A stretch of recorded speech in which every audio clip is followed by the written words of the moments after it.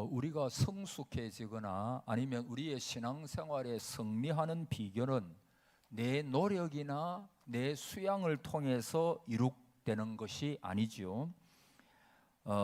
여러분, 신앙생활의 승리나 완성은 내 어떤 육신의 노력이나 수양 등을 통해서 이룩되거나 향상하고 발전되는 것이 아니라 그와는 정반대로 내 속에서 그리스도께서 역사하셔야 됩니다. 그리스도께서 내 속에서 역사하실 때 내 속에 새로운 생명이 날마다 풍성하게 있게 되고 또 나의 삶을 통해서 많은 역사가 나타나고 또 우리의 삶이, 우리의 성품이, 인격이 성숙해질 수가 있는 것입니다. 여러분, 우리가 산에 가보면 감나무와 비슷한 야생나무가 있는데 고용나무가 있다 그랬죠. 이 나무는 아주 생긴 것이 감나무와 비슷하답니다. 근데 그 열매는 도토리 알만한 아주 작은 열매를 맺는데요. 거기에다가 아무리 거름을 많이 주고 잘 가꾼다 해도 다른 열매를 맺힐 수가 없는 거죠. 그 고용나무는 그 도토리 알만한 작은 열매만 맺을 수밖에 없는 거예요. 그것이 그 나무의 열매고 운명이기 때문입니다.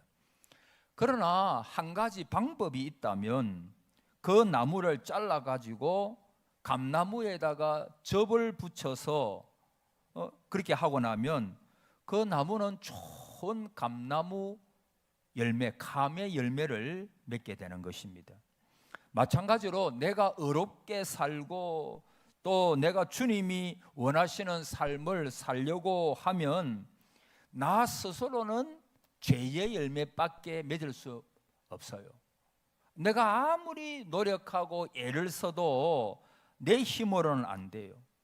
그래서 내가 죽고 내 속에 이미 와 계신 그 예수 그리스도, 그분에게 내 삶을 내어드리고 그분께서 내 삶에서 살아서 이제는 내가 산 것이 아니요 내 안에 그리스도께서 사신 것이라는 말씀처럼 이제는 내 성품, 내 혈기, 내 주장, 자기애, 내가 나를 사랑하는 것, 이 모든 것은 다 죽고 그 안에 사신 그리스도, 그분께서 나타나시도록, 그분께서 역사하시도록 내 삶을, 내 몸의 모든 것을 그분에게 마음을 내어드릴 때 그분께서 역사를 하시는 것입니다. 그러므로 우리는 늘 예수 생명으로 살기 위해서 내 안에 내가 너무 많으면 안 됩니다. 여러분의 생각, 여러분의 사고 이런 것들을 다 내어버리십시오. 믿음은 내 어떤 것을 믿는 것이 아닙니다. 내 어떤 사고, 내 어떤 논리 그거를 따라가는 것이 아니에요. 세상적인 어떤 그런 것을 따라가는 것이 아니에요. 믿음은 눈을 감고 그분의 음성에 귀를 기울이는 거라 그랬죠. 그분의 음성에, 그분의 하시는 말씀에 귀를 기울이는 것입니다. 그리고 그 말씀이 나의 생애를 통해서 이루어지도록 내 삶을 내어드릴 때, 우리 가정과 우리 교회를 내어드릴 때 하나님은 비로소 우리의 삶을 통해서 하나님의 생명이 더욱 강하게 나타나고 하나님의 역사가 나타나게 하실 것입니다. 여러분 한번 따라 합시다. 나는 죽고 예수가 사는, 그게 우리의 삶이 되어야 돼요. 여러분 그리스도인의 삶은 그거예요. 나는 철저하게 죽어야 됩니다. 여러분 왜 죽어야 됩니까? 인간은 그릇에 불과하기 때문입니다. 여러분 인간은 연약한 그릇입니다. 여러분 그릇은 어디까지나 그릇 자체로 남아있는 것이지 결코 그릇 그 자체가 무엇을 만들어내거나 창조해낼 수가 없습니다. 여러분 오늘 본문에 보배를 질그릇에 가졌다 그랬죠. 질그릇이 뭐죠? 우리의 이 육신입니다. 우리 육신을 가리켜요. 여러분 질그릇, 사람은 아담 안에서 타락을 했고 부패한 죄인으로 태어났으므로 선을 창조해 낼 수도 없고 따라서 하나님을 기쁘시게 할 수도 없고 죄를 이길 수도 없는 연약하고 보잘것없는 것이 질그릇입니다. 오늘 본문에서 바울이 말하는 것처럼 질그릇과 같이 무가치한 존재임을 우리는 늘 기억해야 합니다. 내가 질그릇이다 라고 내가 확신하고 알 때 우리는 결코 교만할 수가 없습니다.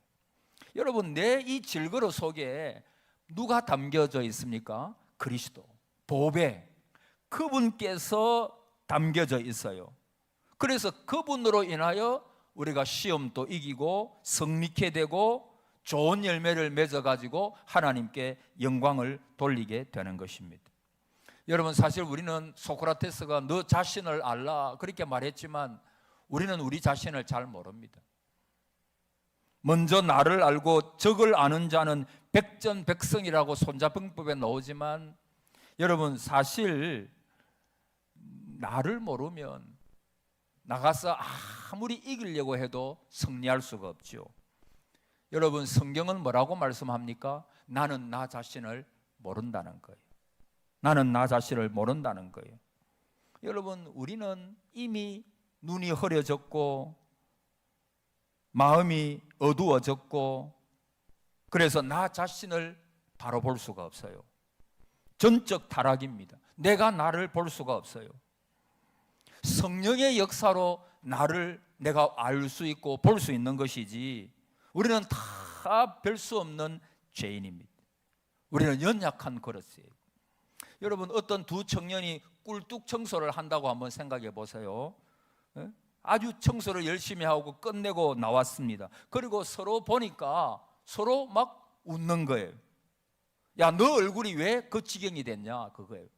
보니까 눈만 밝게 빛나고 온 얼굴이 A라고 하는 사람이 B를 보는, B라고 하는 사람이 A를 보니까 막 얼굴이 막 그러니까 서로 보고 자기 자신의 얼굴은 보지 못하니까 그 사람 얼굴을 보고 막 웃는 것입니다.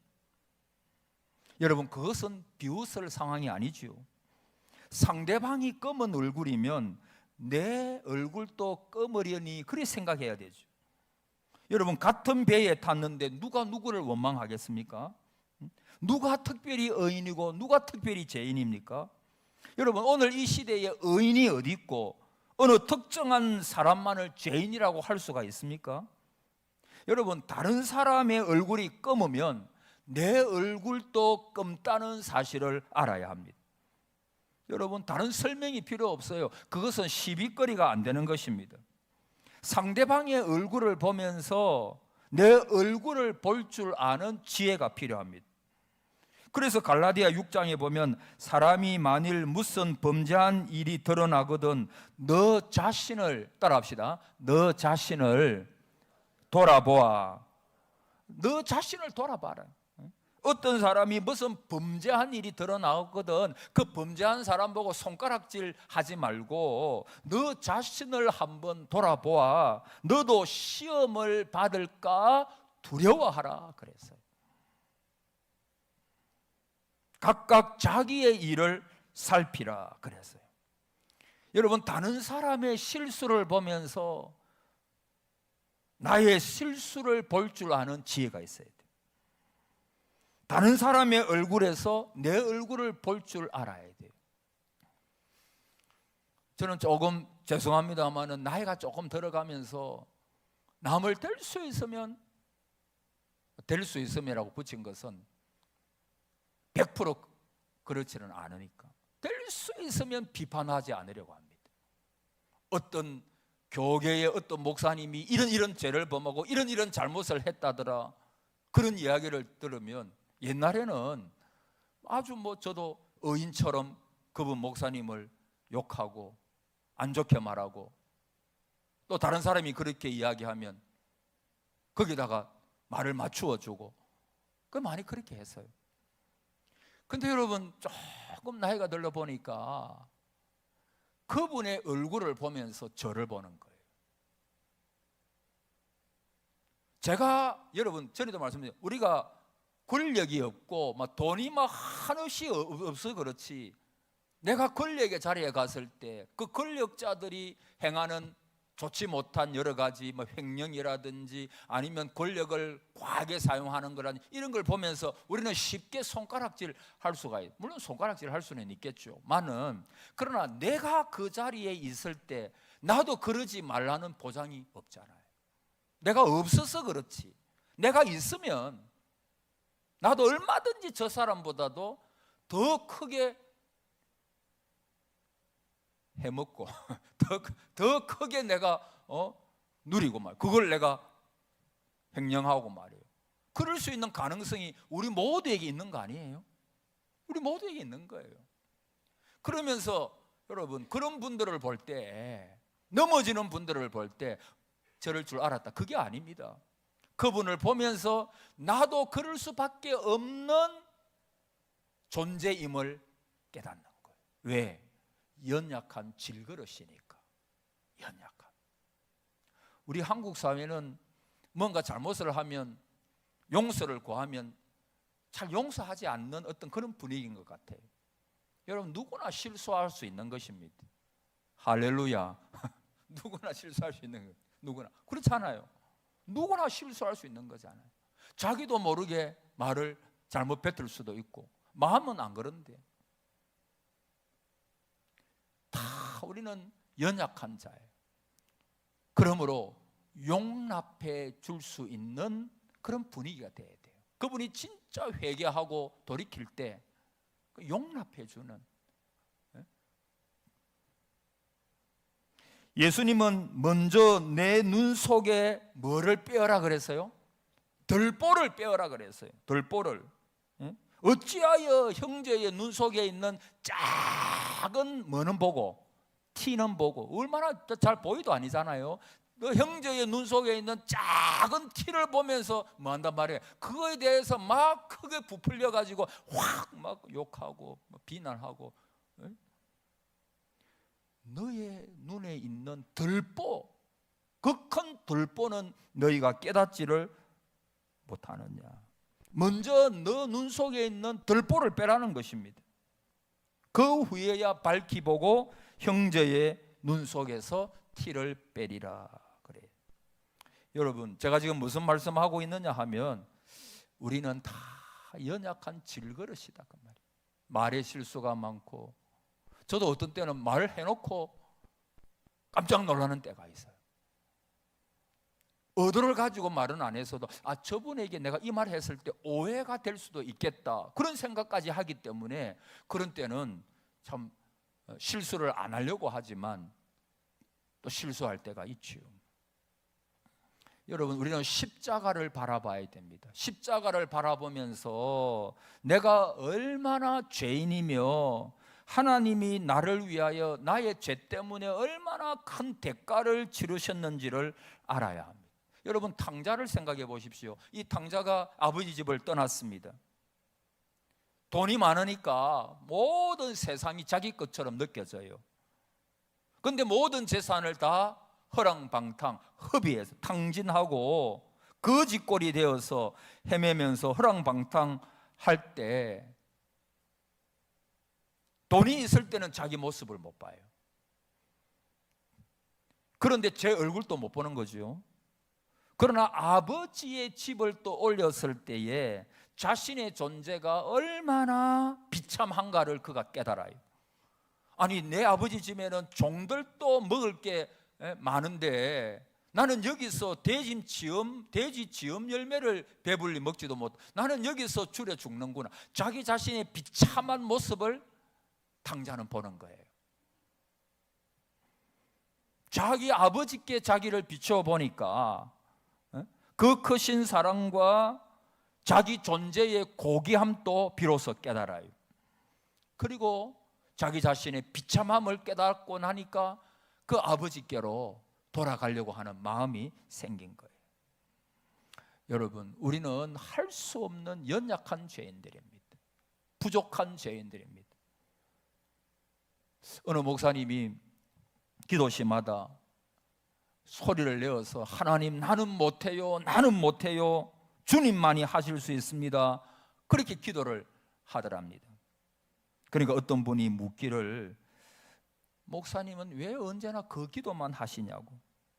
그러니까 목사님 대답이, 나 자신의 무능과 부족과 절망을 깨닫고 하나님께 맡기고 전적으로 의지하고 나니까 놀라운 능력이 저의 삶을 통하여 나타남을 내가 깨달았기 때문입니다. 그래서 그분은 기도할 때마다 하나님, 나는 못해요, 나는 못해요. 여러분, 그것이 신앙이 성숙해지는 것입니다. 자기가 뭐 할 수 있다 생각하면 그거는 아직까지 자기를 모르는 거예요. 나를 떠나서는 너희가, 따라합시다, 아무것도 할 수 없다. 주님을 떠나서는 아무것도 할 수 없어요. 주님께서 떠나시면 내 생명 헛되어 버려요. 아무것도 아니에요. 그걸 깨닫는 것이 신앙이 성숙해 가는 것입니다. 그래서 늘 살면서 하나님, 나는 못합니다, 나는 못합니다. 하나님이 해주셔야 됩니다. 하나님이 은혜를 베풀어 주셔야 됩니다. 할렐루야. 그렇게 말씀하시기를 바랍니다. 하나님이 하셔야 돼요. 저도 교회를 볼 때마다 하나님, 저는 못합니다, 저는 연약합니다. 하나님이 하셔야 합니다. 하나님께서 은혜를 베푸셔야 됩니다. 하나님의 교회니 하나님께서 하십시오. 나는 못합니다. 그 기도가 나와요. 여러분, 우리는 죽음을 통과해야 합니다. 우리가 승리하는 비결이 뭐냐? 죽음을 통과해야 됩니다. 갈라디아 5장 24절에 그리스도 예수의 사람들은 육체와 함께 그 정과 욕심을 십자가에 뭐 했다 그랬어요? 못 박았다. 예수의 생명이 나타나려고 하면 나는 죽어야 됩니다. 나는 죽어야 돼요. 여기서 내가 죽는다라고 하는 것은 내가 노력해서 죽어지는 게 아닙니다. 이미 예수 그리스도께서 나와 함께 나로 말미암아 죽어 주셨으므로 그 사실을 인정하고 의지하게 될 때 성령님을 통하여 예수의 생명이 나의 삶을 통하여 나타나게 되는 것이죠. 여러분, 내가 죽으면요, 누구에게 칭찬을 들어도 내가 좋아하거나 교만할 것도 없지요. 또 내가 싫은 소리를 듣거나 책망을 들어도 실망하고 불쾌할 것도 없지요. 허드슨 테일러는 이렇게 말했어요. 하나님께 모두 바치니 번민할 일이 전혀 없어진다. 다시요. 하나님께 내 생명, 내 가정, 내 삶, 내 사역 모든 것을 드리고 나니까 번민할 일이 전혀 없어진다. 그는 그렇게 이야기를 했어요. 여러분, 사도 바울은, 자, 따라합시다. 나는 날마다 죽노라. 카트 헤메란 아포토네스코, 헬라어인데 의역하면 나는 매일 죽으면서 삽니다. 나는 매일 죽음에 노출되어 삽니다. 죽음 앞에서 살아갑니다. 그 말이거든요. 여러분, 그거는 사실이에요. 사도 바울의 전도 여행을 한번 생각해 보십시오. 보장할 수 있는 날이 있습니까? 사도 바울의 전도 여행, 언제 죽을는지 모르는 시간을 그가 살아가고 있습니다. 매일 죽음을 무릅쓰고 삽니다. 핍박이 그렇고 환난이 그렇고 건강이 그렇습니다. 사실 날마다 죽음으로 나아가고 있는 것이 그의 전도 여행이었습니다. 여러분, 따지고 보면 우리의 삶이 그렇지 않습니까? 이 강야와도 같은 세상, 우리가 언제 하나님의 부르심을 받을지 여러분 다 장수하시기 바랍니다만, 그러나 여러분, 우리가 언제 하나님의 부르심을 받을지, 사실 태어난다고 하는 것은 죽음을 향하여 달려가는 거 아니겠어요? 죽음을 향하여 가는 것 아니겠습니까? 사도 바울이 바로 그랬습니다. 보장이 없어요. 그의 전도 여행, 복음을 전하는 그 삶에는 온갖 사선들이 많았습니다. 여러분, 우리 옛 자아를 죽여야 됩니다. 세상 욕심을 계속해서 부정해야 됩니다. 그리고 동시에 예수 안에 있는 새로운 생을 계속적으로 긍정하는 것입니다. 옛 사람은 완전히 부정하고 그리스도 안에 있는 새로운 생명을 계속 확인하면서 사는 것입니다. 어느 목사님의 경험 이야기를 본 적이 있는데, 이제 한 성도가 떠나서 장례식을 합니다. 마지막으로 이제 산에 올라가서 하간을 하잖아요. 그거는 일생을 통하여 가장 비장한 순간이지요. 참으로 사랑하던 사람이었습니다마는 생명이 떠난 시신을 그대로 둘 수는 없지요. 그래서 땅을 깊이 파고 관을 이제 달아내리죠. 이제 관 뚜껑을 열어놓고 마지막 예배를 드립니다. 이때는 주로 이제 목사님들이 부활에 관한 성경을 읽고 설교를 하죠. 그리고 이제 기도하고 이제 축도를 합니다. 그래서 목사님이 우리가 오늘 여기서 이렇게 헤어집니다마는 하늘나라에서 만나게 될 줄을 믿습니다. 이렇게 슬픔으로 헤어집니다마는 주님 앞에 가서 영광스럽게 만나게 될 줄 믿습니다. 그리고 지금 우리가 이렇게 먼저 가고 뒤에 가고 합니다마는 주님이 재림하실 때 공중에서 부활해서 다 같이 함께 만나 하나님을 찬송하게 하실 줄을 믿습니다. 그렇게 기도하고 축도하고 마쳤어요. 이제 모든 일정을 마치고 밑으로 내려오는데 전혀 낯선 분과 동행을 하게 됩니다. 그는 하나님을 믿지 않는 분이에요. 그분이 목사님에게 가까이 다가오면서 심각하게 두 가지 질문을 합니다. 그 하나가 기독교인들은 정말 하나님께서 살아계시다고 믿는가 보다라고 하는 것입니다. 그러니까 목사님이 대답을 해요. 그렇습니다. 우리는 하나님은 오늘도 살아계신 하나님으로 믿습니다. 그는 기독교를 추상적인 진리요 관념적인 것으로만 생각해왔다는 것입니다. 그런데 하나님을 살아계신 분으로 믿는다는 그 사실이 그분에게 충격으로 다가왔대요. 그 두 번째는 아까 기도를 들으면서 아니 기독교인들은 정말 부활할 것을 믿습니까? 그러니까 목사님이 당연히 우리는 부활할 걸 믿지요. 이 말을 들은 그는 아무 말이 없습니다. 얼굴이 굳어지고 심각해졌습니다. 그 후에 그분은 교회에 나오게 되었고 기독교인이 되었습니다. 여러분, 저는 다시 묻습니다. 여러분은 하나님의 살아계심을 정말 믿었습니까? 그분의 부활을, 또 나의 부활을 정말 믿습니까? 여러분, 성경에는 공평한 게 두 가지. 첫째, 모든 사람은 늙는다는 것입니다. 여러분, 부자는 늙고 아니요, 부자는 늙지 않고 가난한 자는 늙습니까? 아니죠. 아무리 좋은 약을 드셔도 마사지를 해도 늙기는 똑같은 거예요. 누구나 똑같이 늙죠. 두 번째, 죽음에 대한 공평성이에요. 여러분, 공부를 많이 한 사람은 안 죽고 공부 많이 하지 않은 사람은 죽습니까? 아니죠. 모든 사람은 죽음 앞에서는 공평한 것입니다. 생명 문제 앞에서는 공평한 거예요. 특별한 사람이 없습니다. 여러분, 옛날 로마 사람이나 헬라 사람들 가운데 지혜로운 사람, 지성인들은 만나면 이렇게 인사를 합니다. 메멘토 모리, 메멘토 모리. 요 메멘토라고 하는 말은 remember, 영어로 remember라고 하는 것이고, 모리는 죽음이에요. 죽음. 그러니까 remember to die, 그러니까 죽는다는 것을 기억하라고. 그렇게 인사한 거예요. 여러분, 그거 참 지혜로운 인사법 아닙니까? 우리 모두는 다 죽습니다. 메멘토 모리. 우리 모두는 다 때가 되면 죽습니다. 여러분, 이런 인사를 하게 되었다는 거예요. 여러분, 우리도 늘 그런 생각을 해야 합니다. 나도 언젠가는 하나님의 부르심을 받는다. 이런 생각을 해야 돼요. 그런데 이들이 예수님을 믿자 인사가 바뀌었습니다. 마라나타.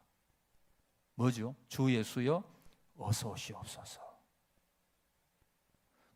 여러분, 마라나타가 무슨 뜻이죠? 메멘토 모리, 이 말하고 마라나타하고 완전히 틀리죠. 마라나타는 주 예수여 오시옵소서. 주님이 곧 재림할 것을 기억하고 삽시다. 우리가 다 주님 앞에 갈 것이라고 하는 사실을 기억하고 삽시다. 그런 뜻이거든요. 여러분, 교회는요 종말론적인 공동체예요.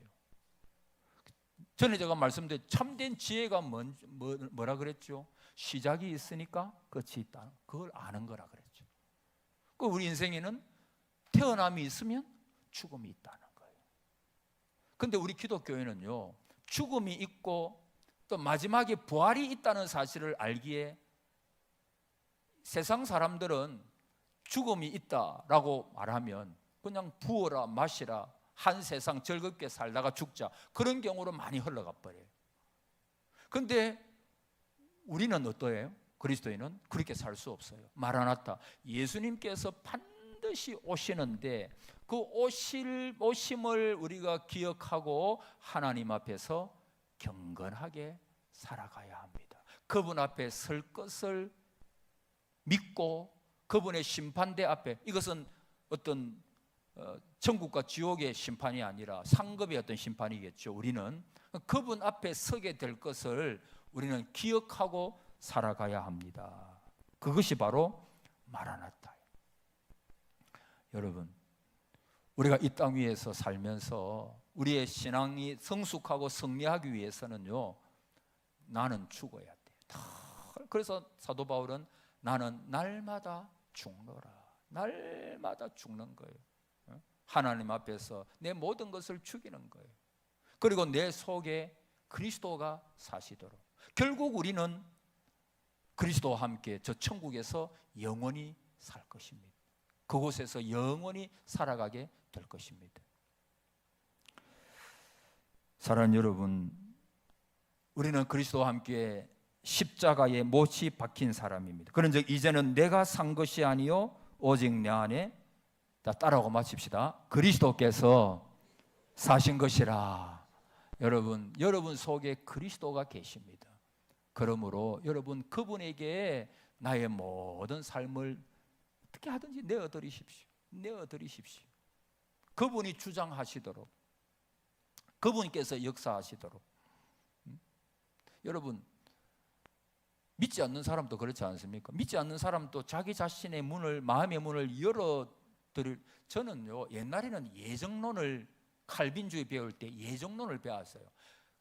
어떻게, 예정론이 뭐냐 하면 하나님은 만세전에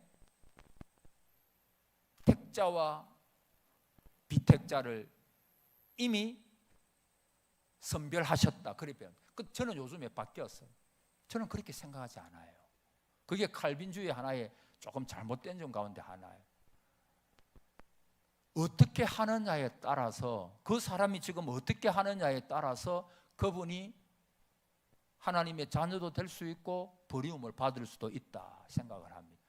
만세전에 하나님께서 딱 이 사람은 구원받은 사람, 이 사람은 버리운 사람, 저는 그렇게 생각하지 않습니다.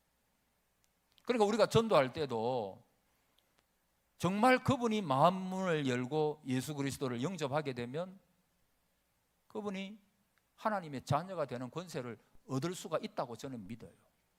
너무 우리가 예정론에 갇혀가지고 우를 범할 때가 많은 것 같아요. 저는 처음에는 그 예정론이 맞지 않으라고 생각했는데, 전체적인 성경의 어떤 이런 말씀들을 볼 때 저는 그렇지 않다고 생각합니다. 그렇지 않다. 지금이라도 누구라도 하나님 앞에 마음의 문을 열고 하나님께로 돌아오면 그가 하나님의 자녀가 되는 거, 하나님의 자녀가 되는 것입니다. 그분을 영접하게 되고 예수의 생명으로 내 속에 가득하게 될 때 우리는 천국을 이어받을 것, 예수의 생명이 우리를 통해서 나타나게 될 것입니다. 어쨌든 사랑하는 여러분, 나 자신의 연약함을 인정하고 그분을 의지하며 그분께서 내 속에서 역사하시도록 모든 것을 내어드리는 그런 은혜가 있기를 주의 이름으로 축복합니다. 아멘.